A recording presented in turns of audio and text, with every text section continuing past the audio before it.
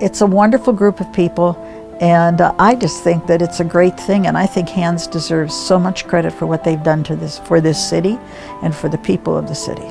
You know, I always think about every night when I go to sleep, there's 1,200, 1,300 people who are sleeping in our housing communities.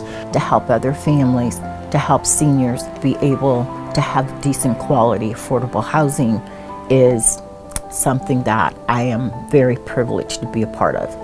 I guess it was an answer to all our prayers because we really felt strongly about it. It's one of the highlights of my life.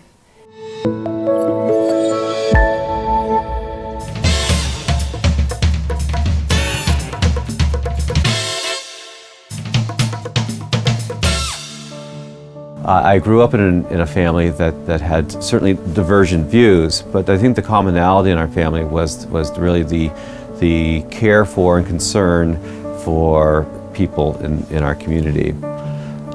So there was often table conversation that was different than maybe other table conversations, but certainly table conversations that all led to making better neighborhoods and helping families overcome some challenges that they were having. It was the Christian family movement, and at that time they had about 300 couples or more in the diocese involved with CFM.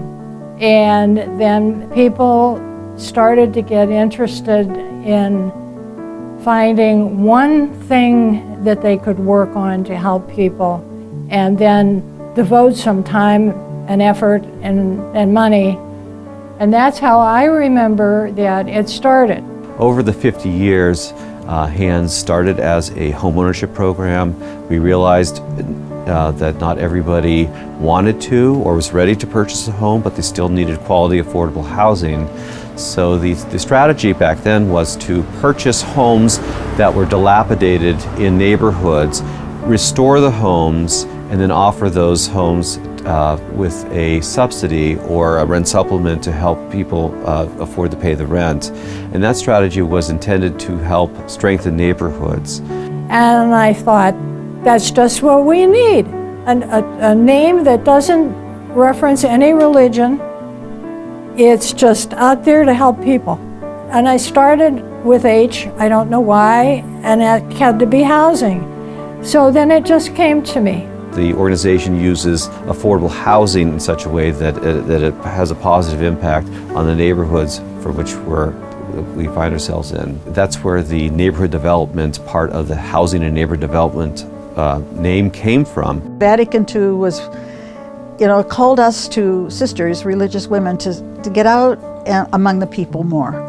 And so we thought living with in a neighborhood where many of the children at St. Andrew's School also lived would be fun to get to know the families and get to know the people in the area. He came and he said that the first thing they do is take the front porches off of houses because they require work, and he didn't want to have to do all that kind of maintenance. We said, oh, the front porch is where we really want to be so we can be with the neighbors. And he kind of said, well, maybe not. And we said, well, maybe. And slowly but surely, he agreed that this would be best to keep the front porch here. So this is the front porch from the very beginning, and we usually sit on the railings and talk to whoever goes by. The house on 4th had a huge kitchen and a huge bathroom and enough bedrooms. So that was it.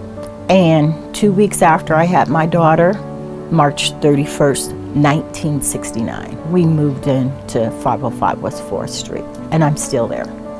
Now I'm there with my oldest son and my youngest grandson. It is one of the highlights of my life because I really felt that we helped people. Had it not been for Hands, what would we have ever done? I think it's what happened in the world. Slowly but surely, this area has really changed a lot. I felt a sense of relief, is that my family was going to be able to have a place to call our own, a place for my children to feel secure in. And I felt a sense of pride that I would be able, the poor little girl from the east side, to be able to enter into home ownership. it's just, it was a blessing.